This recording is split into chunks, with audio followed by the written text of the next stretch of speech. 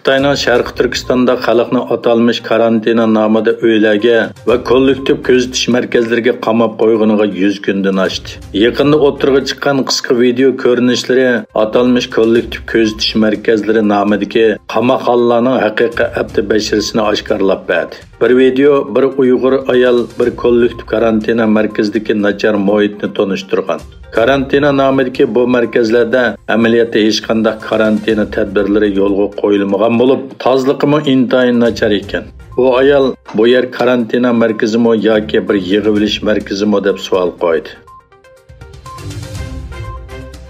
Türkiye Büyük Millet Meclisi'nin başlığı Mustafa Şentop, Birleşken Devletler Teşkilatı Balalar Fondu'nun dokulatını nakil keltirip, dünyada 150 milyon balanın yetim ekanligi, her günü 10 ming bala yo'qolib ketayotganligi ve her 5 balanın birinin urush ve to'qinishning ziyonkashligiga uchirganligini bayon qildi.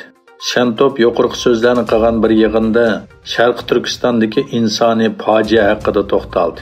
O mundaq dedi: Şunu unutib qolmasligimiz kerakki, Sharq Turkiston rayonida 2 milliondan ortiq bola assimilyatsiya qilinish uchun oilasidan elib ketilgan va lagerlarga solangan.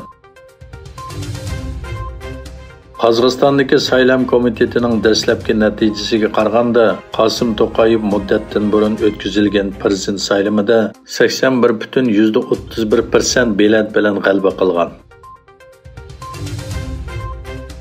Amerika Kengash Palata a'zolari hukumatdan Xitoy o'zak ishlab chiqaruvchilari bilan savdo qilishni cheklash tadbirini yo'lga qo'yishni talab qildi. Amerika ovozining xabarda bildirishicha, Amerika Demokratchilar partiyasining Kengash Palata a'zosi Jak Shumer va Cumhuriyetchilar partiyasi Kengash Palata a'zosi John Cornynning Amerika hukumatidan Xitoy o'zak ishlab chiqaruvchilari bilan savdo qilishni cheklash uchun kuchli lobbichilik qilganligini xabar qilgan.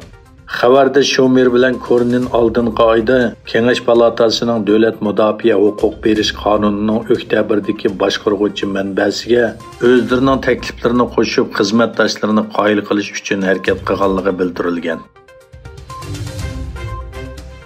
Xitoy doiralari 6 oydan buyon tunji qitim Xitoy virusi sababli 2 kishining o'lganligini e'lon qilgandan keyin Xitoyning atalmış nol Covid tadbirlarini texmo kuchaytirganligi andisi o'tirg'i chiqdi.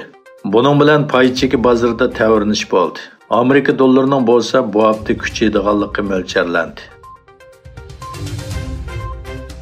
2022 yillik Dünya Longqisi futbol musobaqasi Qatarning poytaxti Dohada ichilish marosimi bilan boshlandi.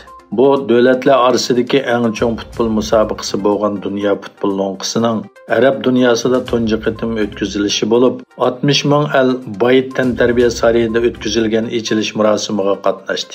2022 yillik Dünya longqisi futbol musobaqasi qatnashadigan 32 komanda jami 64 maydon musobaqalashadi. Musobaqa 18 dekabr o'tkaziladigan hal qilg'uch musobaqa bilan oxirlashadi.